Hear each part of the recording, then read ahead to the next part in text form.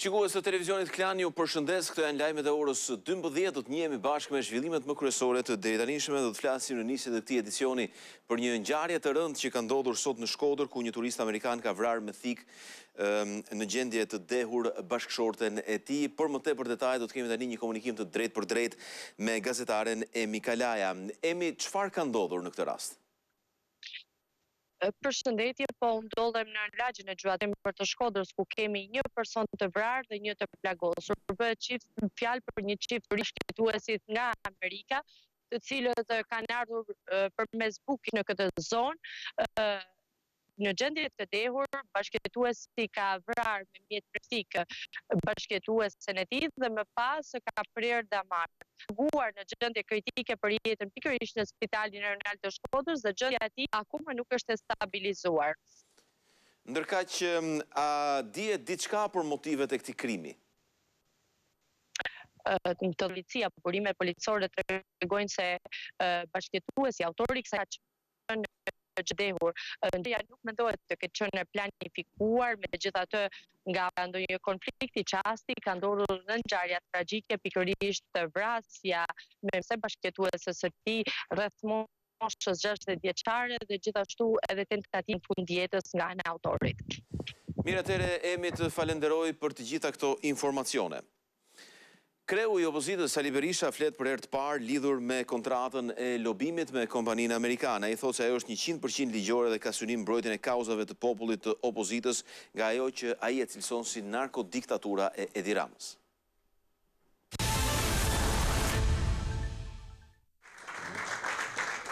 Në një konferencë të jashtëzakonshme për shtyp jashtë Selis Blu, Sali Berisha sqaroi për herë të parë kontratën $6 milion për lobimin e Partisë Demokratike në Shtetet e Bashkuara, e nënshkruar mes fondacionit Make Albania Great Again dhe kompanisë amerikane Continental Strategy. Kryedemokrati tha se ky dokument nuk ka asnjë lidhje me zgjedhjet dhe se është i bazuar në ligj. Fare, kjo kontratë nuk ka asnjë lidhje me zgjedhjet. Kontrata është 100% e bazuar në ligj. Ka një nem 21 i ligjit partive politike që autorizon partitë politike të marrin mbështetje financiare ose ndihma nga forca tjera politike, organizata ndërkombëtare partijake politike dhe fondacione. Sipas Berishës, kontrata me kompaninë amerikane ka vetëm një synim.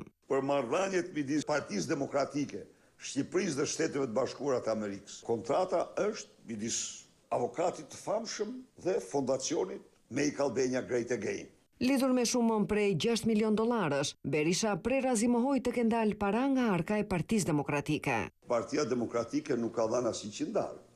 Është një fondacion që jep para. As mund të flasësh për 6 milion, as mund të flasësh për 100.000 apo 200.000. Kontrata varet sipas kërkesave të palëve, dakordësisë palëve, objektivave të palëve. Por a përmban kontrata lobuese heqjen e non-gratës së Sali Berishës nga Shtetet e Bashkuara të Amerikës. Nuk jemi ne palë kontraktuese. Pranon shërbimin, ka firmosur zotin Oka. Me zotin Krista Sivita, ne jemi palë kontraktuese si PD. Në rastin tjetër, palë kontraktuese është fondacioni. Duke ironizuar deklaratat e kryeministrit, Berisha u shpreh se marrëveshja e lobimit është transparente. Nuk është historia e me Gonigalit këtu, që i hipen parat në garazh. Nuk është historia e Bilalit. Baj groja Bilalit, ky që të futej në darkë me Obamën, masi aty pëlqej që çiftet duhet të ishin burra.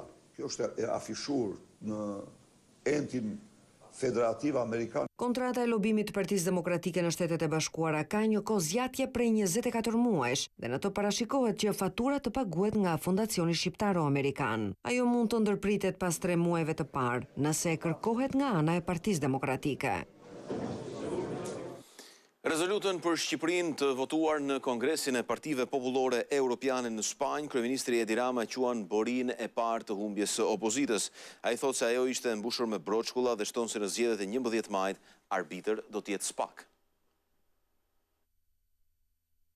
Rezolutën e Partive Popullore Europiane e kërkuar nga Partia Demokratike Shqiptare lidhur me rrezikun e manipulimit të zgjedhjeve dhe minimin e demokracisë në vendin tonë. Edi Rama e komenton si sinjalin e parë se Selia Blu, e vetëdijshme për humbjen e 11 majit, do të ndjek të njëjtën strategji për mosnjohje të rezultatit zgjedhor. Buria e parë e humbjes që ra dje, një mal me broçkulla, dëgjuara sa herë ka pasur zgjedhje, të përsëritura sa herë ka pasur humbje. Rama u jep përgjigje një nga një të gjitha akuzave të bëra në atë dokument të miratuar në Valencia. Votat që po merren në këmbim të kanabis, se kjo është kulminante. Sa i përket punësimeve elektorale, theksoj se përpara fillimit fushatës, qeveria ka ndaluar të gjitha llojet e punësimeve. Në komunikimin virtual të kësaj të enjte, vlerëson faktin se në këto zgjedhje ka një arbitër që ka zbritur në fushën e garës së 11 majit, taskforcën e SPAK-ut, që për të ka treguar se është një strukturë mbi palët. Tani më të paktën kemi një institucion që është mbi palët, le t'i shoh dhe le t'i verifikoj se ku janë votat që po merren në këmbim të kanabis. Në takimin elektoral në Dymal prezantoi të gjithë punët e bëra në 12 vjet në çdo sektor dhe parashtroi të gjitha objektivat e mandatit të katërt. E objektivi madhor i socialistëve në këtë fushat është deklaruar antarësimi në BE, që Edi Rama ka përsëritur në këto 20 ditë që e bën vetëm ai dhe jo PD, apo partitë e reja që sipas tij janë modeli i njëjtë me ish LSI-n. Tani në vend që të themi shqyqyr shpëtuam nga këta pegmarsit e vegjël, tani të tjerë thonë do shkrymë zgjedhje parakoshme. E kishim një ndjes pas LSI që na u ngatruar nëpër këmbë dhe u kthye në nyje, në fyt për shqiptarët. Takimin përmbyllës e pati në qytetin e Beratit, ku Rama vuri theksin te rëndësia e fitores më 11 maj nga forca e tij politike, duke shtuar se opozita do të përjetojë sërish humbjen. Ata përsëri do duhet të përjetojnë shihen e hidhur të humbjes së shumë merituar, ndërsa populli shqiptar në shumë dërmuese do të vazhdojë të mbështesë veten duke mbështetur Partinë Socialiste, sepse Partia Socialiste nuk ka rënë nga qielli. Partia Socialiste nuk është një parti ëngjësh, është një parti shqiptarësh dhe shqiptaresh që mund mos jetë më e mira, po më të mirë se Partia Socialiste nuk ka. Më herët në Kuçova i deklaroi se Partisë Socialiste nuk i duhet një fitore aritmetike, por një fitore e madhe popullore dhe politike, duke kërkuar angazhimin e të gjithë socialistëve për realizimin e këtij objektivi. Kreu i Partisë Demokratike Sali Berisha zhvilloi sot një takim me fermerët në Dimal, ai tha se ata diskriminohen nga qeveria pasi u jep 5 herë më pak subvencione se vendet e rajonit. Ju garantoj se do bëjmë gjithçka që kjo djersh, ky mund, to sakrifica të japin më shumë për ju dhe familjet tuaja dhe për vendin. Ky është qëllimi i programit tonë. Ne konsiderojmë diskriminimin që u bë ju këto 12 vite një diskriminim të pafalshëm, në qoftë se fermerin Maqedoni, fermerin Kosovë, në Maltëzi dhe në Serbi, merr sot 5 herë më shumë se ju subvencione.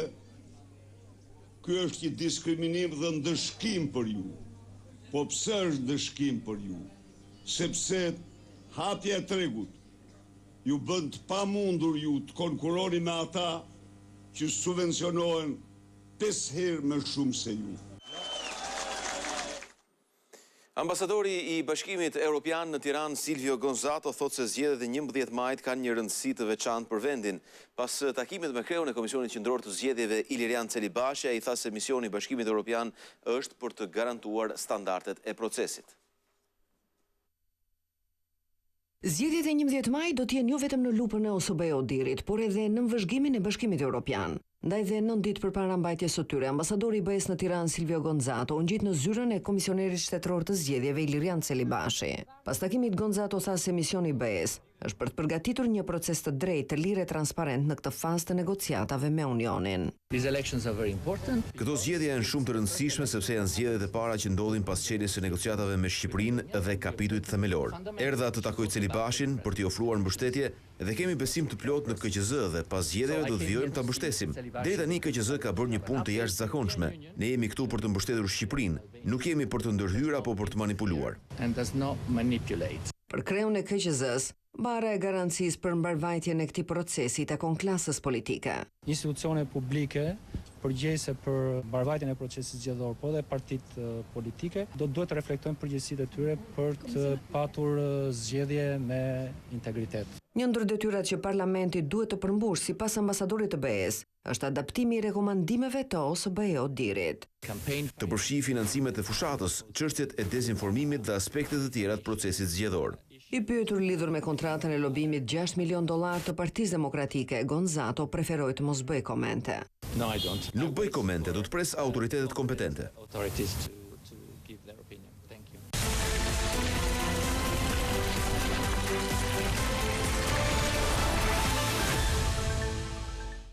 Do të flasim tani për të tjera zhvillime, kështu Shqipëria ka përmirësuar me 19 vende renditjen në indeksin vjetor për lirinë e shtypit të organizatës Reporterët pa kufi.